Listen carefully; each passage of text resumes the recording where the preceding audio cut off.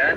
Kemudian itu kalau kita memang tidak terbaca skala garisnya ya. Kemudian ini juga terlalu banyak untuk potongannya itu 2 atau 3 saja sudah bisa sebetulnya, jadi nggak perlu terlalu banyak untuk angka-angkanya itu, jadi langsung aja 3 bagi 3 aja sudah cukup ya. Nah kemudian biasakan kalau kalian itu untuk menyajikan data dalam tabel untuk luasan, sertakan juga persentasenya gitu ya. Nah ini kan disajikan luas Gampung ya, luas kecamatan Pantonru ya, berdasarkan kampung yang ada di situ ya. Ini kan harusnya ada kolom satu lagi itu untuk persentasenya, jadi kita bisa melihat sebetulnya dengan cepat gitu ya, yang luasan mana yang paling besar, yang paling kecil dari persentasenya ya. Kemudian tadi ada beberapa yang saya dapatkan dari kelompok ini sudah ada hasil analisis pribadi. Nah ini harusnya disimpan aja terlebih dahulu untuk babak berikutnya gitu ya, untuk evaluasi laporan antara, karena kita memang di laporan pendahuluan ini masih melihat kecenderungan informasi awal ya, informasi awal dari wilayah studi, jadi belum ada analisis. Nah di sini tadi di kependudukan ya, tadi ada beberapa di kependudukan saya lihat sudah mencantumkan analisis pribadi ya. Nah ini juga coba diperhatikan kembali. Tapi ada juga yang sebetulnya bukan analisis pribadi ya. Ini saya lihat gambar 2.14 ya di laporannya, perbandingan jumlah laki-laki dan perempuan. Nah ini kan harusnya memang data yang sudah ada seperti itu ya, jadi bukan dari analisis pribadi ya. Tolong diperhatikan kembali. Nah kemudian juga sebabnya saya rasa terlalu banyak gitu ya. Ini saya lihat sampai 2.1.1.1.3 sudah ada 5 level gitu tingkatannya ya. Nah ini mungkin nanti bisa sampai, biasanya 3 saja itu anaknya 1, 2, 3 seperti itu aja ya. Tolong diperhatikan kembali untuk laporannya, yaitu catatan untuk laporannya ya. Nah jadi sebenarnya untuk laporan pendahuluan ini kan kita yang paling penting itu bisa melihat sebenarnya wilayah perencanaan kita itu seperti apa ya, trennya, kecenderungannya dari data sekunder, kemudian juga arahan dari dokumen perencanaan di atasnya.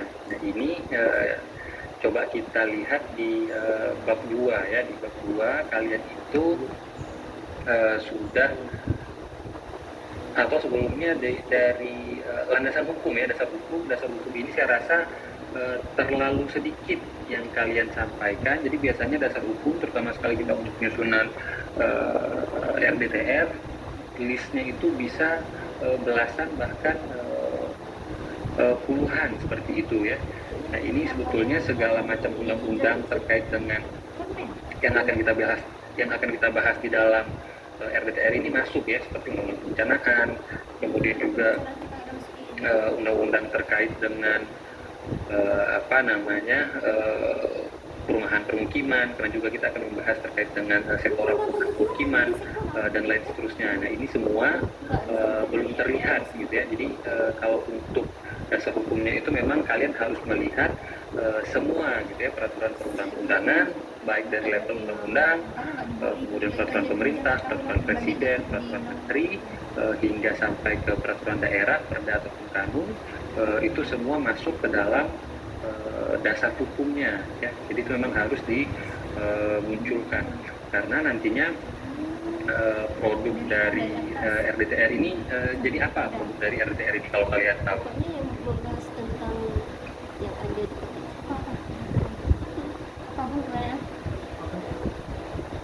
Produk dari RDTR ini jadi apa nanti? Iya, misalkan nanti berupa rencana pola ruang dan struktur ruang, Pak? iya, bentuknya itu jadi apa dia? Hah? Peta dan apa? Rencananya bentuk peta zona. Rencana pola Ya, ruang dan bilang aja. struktur ruangnya itu dalam bentuk Bentuk apa? peta, analisis,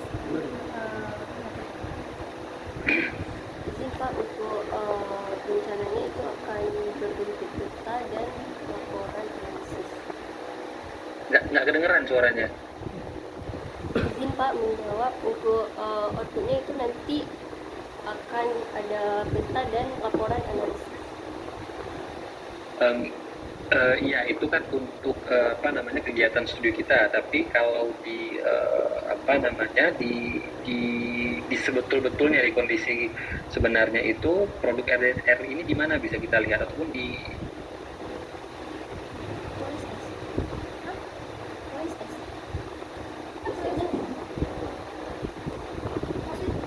Maksudnya edit kok bisa kita dibina.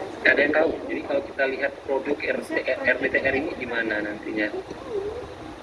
Jadi setelah selesai dari kita nyusun pola ruang, struktur ruang dan lain seterusnya itu jadi apa dokumennya ini? Oh, izin Pak menjawab, apakah nantinya akan menjadi kanun? Ya, jadi sebetulnya bukan jadi kanun ya. Kalau yang RDRW itu dia yang diharuskan menjadi peraturan daerah jadi kanun ya. Jadi kalau untuk RDTR itu dia menjadi peraturan bupati, gitu, peraturan bupati atau peraturan wali kota.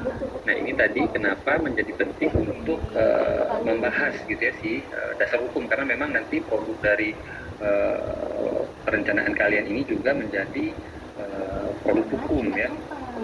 Nah kemudian nah tadi di bab 2 kalian gambaran umum yang tinjauan teorinya bab 3 tadi ya. Ada tinjauan teori? Nggak ada. Izin Pak, untuk tinjauan teori tidak ada, namun pembahasan terkait kebijakan saja. Ya oke, itu di bab berapa? 3. Izin Pak, di bab 3.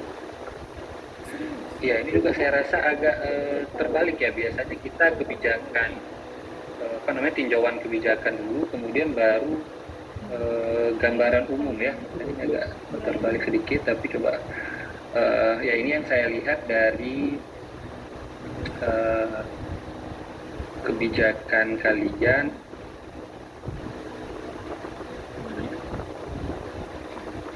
Nah di situ kalian telah membagi menjadi 3 bagian besar ya.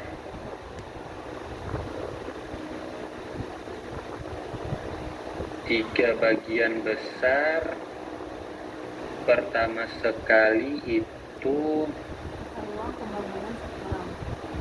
rencana tata ruang, kemudian yang kedua itu rencana pembangunan, kemudian ada rencana sektoral ya. Nah ini dari hasil kajian kebijakan ini apa yang kalian dapatkan sebenarnya untuk wilayah perencanaan kalian? Baik, untuk setelah kami membaca kajian kebijakan, Pak, untuk WP Mutulang ini akan fokus pada penguatan pertanian, perkebunan dan perdagangan lokal itu sebagai basis ekonomi. Juga ada penetapan bahwa sebagai simpul pelayanan yang terhubung dengan PKW Melabuh melalui jaringan transportasi lintas Barat Sumatera untuk mendukung distribusi komoditas unggulan. Lalu WP Mutulang ini juga diarahkan untuk pemerataan pembangunan, peningkatan infrastruktur dasar seperti jalan, irigasi dan air bersih, dan serta sebagai mitigasi bencana khususnya erosi, gempa dan tsunami. Nantinya ini juga harus terakomodasi dengan fungsi WP Mutulang ini sebagai KSK ekonomi. Itu juga harus ditekankan untuk tetap menyediakan ruang terbuka hijau, fasilitas publik dan perlindungan kawasan lindung. Izin menambahkan Pak, untuk terkait sektoralnya itu, kalau di sistem jaringan prasarana utama itu ada pengembangan jalan strategis sepanjang 166,49 km persegi, terminal Mutulang dan juga trayek angkutan pedesaan. Lalu juga ada untuk sistem jaringan sumber daya airnya, itu komponen bawah sungainya, CAT, irigasi, air baku, pengendalian banjir dan pengamanan pantai. Itu itu Genang Krung Kunyat yang seluas 17,40 hektar. Lalu ada juga kesehatan, itu ada pengembangan puskesmas rawat inap di kawasan Matulang juga nantinya. Untuk perdagangan itu ada pengembangan sarana perdagangan skala wilayah di perkotaan Matulang. Untuk ruang terbuka taman dan rekreasinya juga ada di wilayah perkotaan Matulang. Kawasan perlindungan setempat itu terdiri dari sepadan pantai, sungai dan genang dan RTH kota, yaitu Genang Krung Kunyat sebesar 56,77 hektar, dan kawasan perlindungan totalnya 245,68 hektar. Dan untuk perikanan itu ada perairan umum di Gampung Matulang sebagai kawasan perikanan tangkap, ada juga permukiman perkotaan. Peruntukan lainnya itu seperti pertahanan dan keamanan, lalu juga ada kawasan strategis dan ketentuan umum peraturan zonasi kabupaten. Maaf tadi untuk di kalian kalau nggak salah di tengah gunung kan ya, ada perikanan tangkap atau budidaya maksudnya? Izin Pak, kalau kita baca berdasarkan dokumen, untuk danau yang ada di WP kami itu ditetapkan sebagai daerah perikanan, dan kalau kita melihat kondisi existing juga ada beberapa danau ya, ada danau ya. Beberapa tambak yang di dekat danau. Ya maksud saya di sini kan kalau kita lihat di laporannya itu tidak muncul dari masing-masing dokumennya ya. Jadi kan dari masing-masing dokumen yang kalian bahas itu baik dari RT RWN, kemudian dari RTR Pulau, kemudian yang sampai jadi di sini malah yang provinsi Aceh saya nggak tahu apa terlewat atau seperti apa. Ada kalian masukkan juga RT RW Aceh yang terbaru ya, itu kalian lihat materi teknis yang sedang mau disahkan ya. Nah di situ apa yang diarahkan, kemudian di situ di dalam laporan kalian itu yang kalian sarikan ya. Kemudian juga untuk rencana pembangunannya seperti itu.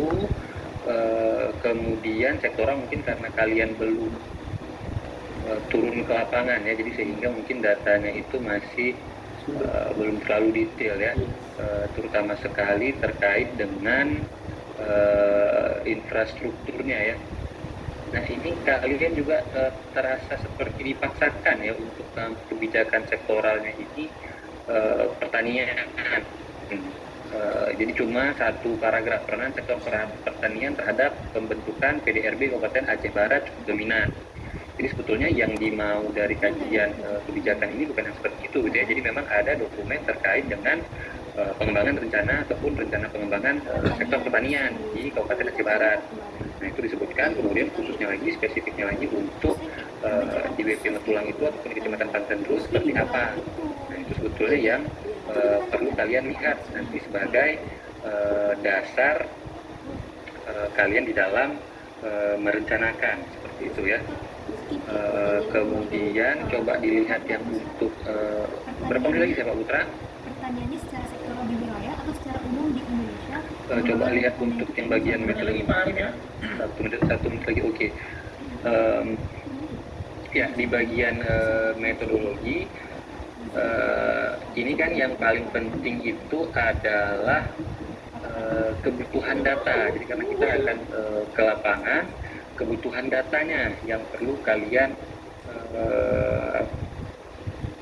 perhatikan. Tadi ada beberapa yang saya lihat itu tidak cocok gitu ya, antara kebutuhan datanya apa, kemudian cara pengumpulannya seperti apa, belum matching ya. Nah ini saya rasa yang perlu terhadap kebutuhan datanya, ada tabel kebutuhan datanya.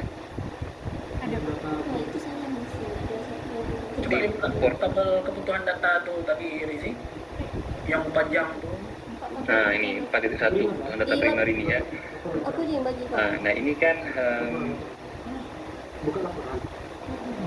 ini yang saya bilang tadi kurang tepat ya, ketersediaan dan kualitas sarana pendidikan.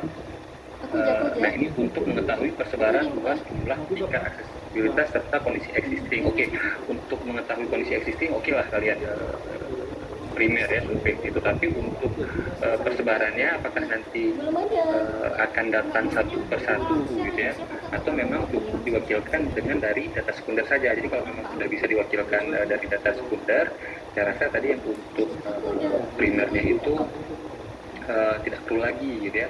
Ini tadi yang perlu lebih dipastikan. Kalau yang untuk kualitas memang itu harus kita observasi. Kemudian satu lagi, ketika kita sudah melakukan seperti ini, maka perlu panduannya. Jadi ada panduan untuk melakukan katakanlah observasi gitu ya. Kemudian juga kalau memang ada kalian lakukan wawancara, IGD dan seterusnya, itu semua juga harus ada panduannya ya. Kemudian untuk data-datanya ini, terutama data sekunder, harus jelas juga sumbernya dari mana gitu ya. Kemudian itu nanti yang bisa kalian memudahkan kalian untuk mencari data-data tersebut ya. Ya, saya rasa mungkin demikian catatan dari saya Pak Putra, mengingat waktu juga ya. Oke, baik. Sudah lewat 2 menit Pak Arif ya. Ya, baik Pak. Mohon maaf. Oke, mungkin catatan dari saya ya. Ini apa? Ketika kita labdul itu Musa Dibria sebenarnya ya, Rizi dan tim itu orang yang penting itu di labdul itu datang orang dinas, kemudian orang dinasnya itu tahu dia harus menyediakan data apa, itu Rizi ya. Dari awal presentasi tadi sudah saya tekankan, itu yang penting kalian perlihatkan itu sebenarnya itu adalah metode ya, metode pengumpulan data, metode analisis ya. Karena di sini orang dinas lihat nanti, oh ini saya dinas Dukcapil, saya berikan data ini, saya dinas TU, saya berikan data ini. Nah, ya, siapa yang akan diwawancara ya. Jadi sebenarnya memang fokus diarahkan kepada sebenarnya tabel yang panjang lebar itu ya. Tadi apa, saya kurang melihat tadi bagian itu dinas mana berikan data apa ya. Untuk beberapa hal lain itu beberapa catatan dari saya itu langsung saya berikan ke web group ya, itu ada beberapa terjadi kesalahan dan kemudian itu memang formatnya memang duluan gambaran umum ya sebelum metodologi ya yang diberikan oleh Pak Fahmi ya. Di laporan itu saya lihat duluan gambaran umum daripada metodologi itu seperti itu dari Pak Fahmi. Dari Pak Fahmi itu sebenarnya ada outline tersendiri Pak gitu, cuman itu nantinya bakal disesuaikan ke dosen pembimbing masing-masing gitu. Cuman dari outline dari Pak Fahmi selaku koordinator itu ada Pak begitu. Ada di briefing apa?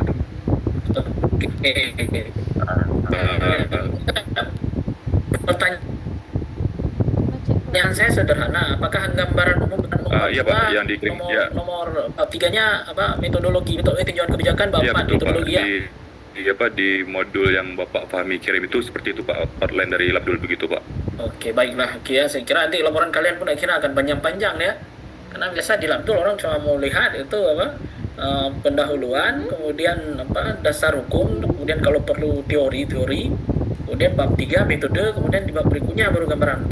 Mungkin diubah sedikit sama Pak Fahmi. Oke, saya mau mengkonfirmasi itu karena itu artinya laporan kalian di level labdul itu sudah panjang-panjang ya. Oke, terima kasih Pak Funa sudah menjawab ya. Oke, mungkin saya berikan waktu berikutnya kepada Bu Eva. Silakan Bu Eva. Baik, bisa dengar suara saya? Silakan Bu Eva. Oke, baik, terima kasih Pak Putra ya. Ini untuk kelompok 9 nih kan, saya baca laporannya. Isinya kan lebih kurang sama dengan kelompok 10 ya. Bagus, kerjasamanya baik ya. Yang memang bisa dikerjasamakan kan nggak apa-apa ya. Jadi misalnya ada data-data yang bisa di-sharing. Saya bukan menyalahkan, maksudnya itu bagus maksudnya. Namun ada juga catatan yang mesti kalian itu bisa berbeda ya dengan kelompok 10 karena di lokasi yang sama pastinya data-data yang fix seperti data fisik dan lain-lain itu pasti sama ya kan, data topografi dan lain-lain. Nah namun kan mungkin nanti kalian harus menegaskan apa perbedaan kalian dengan kelompok 10 nantinya. Jadi outputnya tuh berbeda ya. Walaupun nanti analisisnya sama, data yang sama, tapi kalian harus punya usulannya itu yang mungkin berbeda. Jadi ada aspek kreativitas, inovasi di sini ya. Nanti terlihat yang udah dari labdul ini yang terlihat mungkin di delinasi ya. Di delinasi yang tadi sudah ditanyakan sama Bu Yuyun, tapi harus ada dasar ya. Kenapa delinasinya di kelompok 9 di sebelah sini gitu ya. Kelompok 10 melebar ke sana gitu ya. Itu harus ada dasar yang kuat ya. Nah, jadi itu harus bisa dijelaskan. pendekatannya apa, terus maksud dan tujuannya itu apa. Ya kan kalian di delineasi nih yang berbeda ya. Kemudian catatan saya peta ya. Peta itu kualitasnya itu kalau saya zoom tuh pecah ya. Ya tadi Pak ini juga melihat ya kualitas peta dari kelompok 10 saya lihat juga gitu sama ya. Mungkin datanya juga sama. Itu nanti tolong diperbaiki ya. Jangan yang seperti itu. Nanti abis itu ada yang nggak pas. Coba bisa di-share nggak? Coba kita bahas bersama ya. Share peta. Misalnya kan terus pemilihan visualisasinya lagi. Mungkin coba contohnya peta kepadatan penduduk itu. Kepadatan penduduk. Yang di PPT atau Saya rasa kurang tepat ya kalau kalian pakai boleh. Yang langsung visualisasi seperti itu ya. Kemudian sambil menunggu kalian share catatannya mengenai data tadi ya. Memang saya kan kemarin tuh terakhir ketemu kita diskusi saya pertanyakan ya alur pikir kalian membuat desain survei itu ya. Iya, Pak. Ya kan saya bilang biasanya itu dari rumusan masalah, tujuan, Kita terus data yang diperlukan sampai outputnya itu apa. Jadi jelas gitu ya. Tapi kalian kan memilih dengan versi kalian. Tapi kalau kalian bisa menjelaskan dengan versi kalian dengan baik nggak apa-apa. Tapi ini membuat kalian bingung kan? Kalau kita mau berkreativitas harusnya lebih baik dari yang sudah pada umumnya ya. Pada umumnya orang buat seperti ini. Biasanya itu kan hasil trial and error ya. Jadi sehingga orang menggunakan yang ini pilihannya, template-nya. Nah, kalau kita mau buat yang versi berbeda, harusnya lebih mudah ya, lebih efisien, lebih baik dan lain-lain. Ini peta apa?